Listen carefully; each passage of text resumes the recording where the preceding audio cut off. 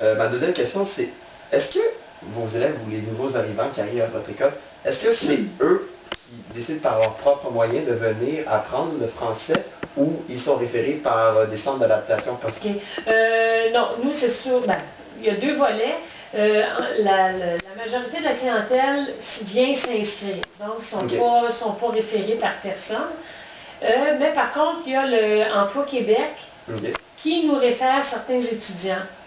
Ça peut être des immigrants. Mais dans le fond, ceux qui sont avec Emploi Québec, c'est parce que c'est des gens déjà qui travaillent.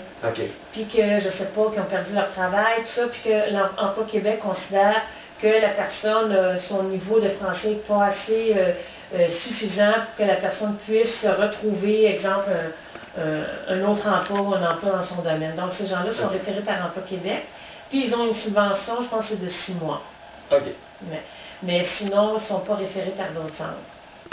Ma troisième question, c'est est-ce que tu remarques une certaine tendance dans l'estime des immigrants un peu?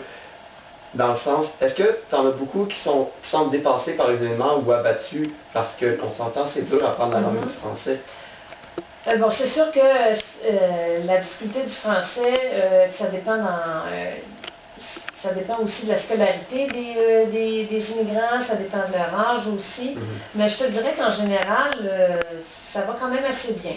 C'est sûr que tu as plusieurs facteurs, tu as l'apprentissage de la langue, tu as la nouvelle vie aussi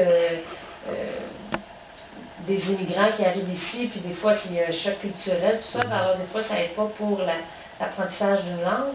Mais je te dirais qu'en général, ça va assez bien. Et tantôt, tu m'as précisé qu'avant, tu avais travaillé dans un centre pour un parc extension, c'est ça? Oui.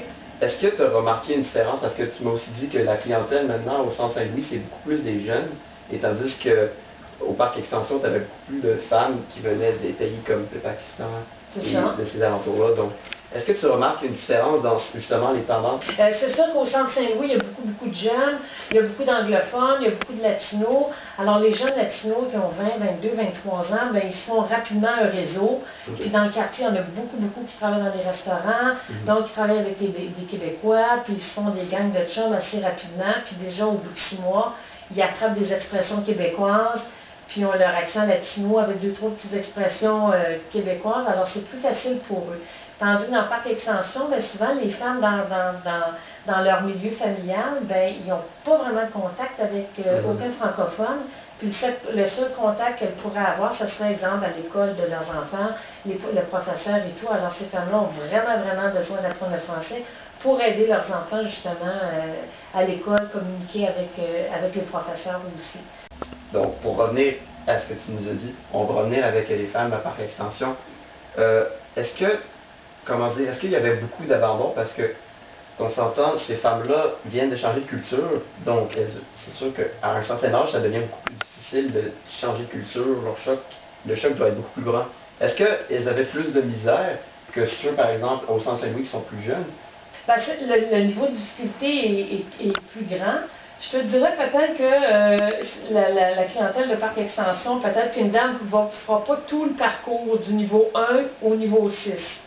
Ça, c'est sûr, parce qu'à un moment donné, quand ça commence à être compliqué, là, il y a des niveaux vraiment, il faut, à un moment donné, quand c'est trop compliqué et que les gens ont trop de difficultés à écrire, ben c'est sûr qu'ils ne peuvent pas se rendre au niveau 6, même le niveau 5, des fois, c'est assez difficile.